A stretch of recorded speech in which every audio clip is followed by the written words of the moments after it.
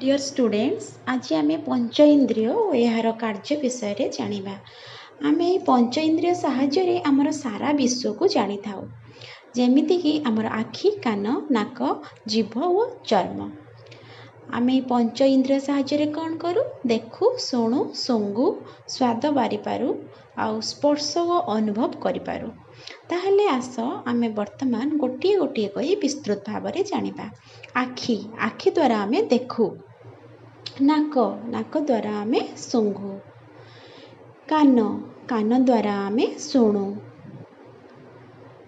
जीभ जीभ द्वारा आम स्वाद बारिपारू, चर्म चर्म द्वारा आम स्पर्श करूँ और अनुभव करिपारू। वर्तमान देख आखि आखि द्वारा आम कौन करूँ प्रत्येक जिनिस तो आम आखि द्वारा ही देखि था जेमिति कि प्रकृतिर सौंदर्य सांग साथी पिता माता फूल सुंदर सुंदर रंग ये सब आम आखि साहाय्य ही देखि था। किछि जिनिस पढ़ू आम टीवी देखू न्यूज़ पेपर पढ़ू मैगजीन पढ़ू सब तो आम आखि साहाय्य ही पढ़ी था। तापर होची नाक नाक द्वारा आम शुंघू यह सुगंध हो पारे बा दुर्गंध हो पारे। सुगंध जोटा आमको आनंद दिए जेमिति कि फूलर बास्ना सेंट बा अतरर बास्ना धूपर बास्ना ये सब होची सुगंध। आ दुर्गंध कौन जोटा आमको आनंद देई न थाए जेकोसी पची सड़ी जाइथिबार जिनिस पचा माछर बास्ना यह होची दुर्गंध। तापरे होची कान कान द्वारा आम शुणु जेमिति कि विभिन्न प्रकार शब्द घंटीर शब्द मंदिर रे थिबा घंटीर शब्द विद्यालय रे बाजुथिबा घंटीर शब्द विभिन्न चढ़ई मानकर शब्द गाड़ी मटरर शब्द एमिति अनेक शब्द।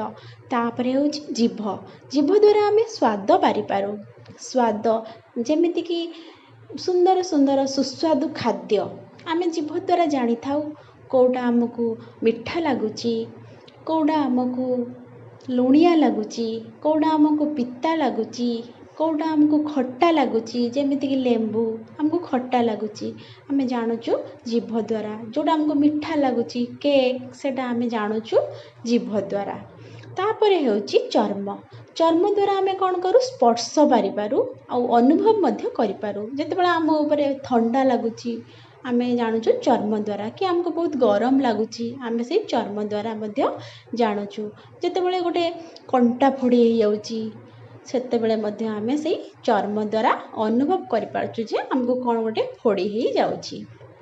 ताहले आज आम पंच इंद्रिय विषय रे जानिगले आखि कान नाक जीभ चर्म जहा द्वारा आम सारा विश्व को जानुचे।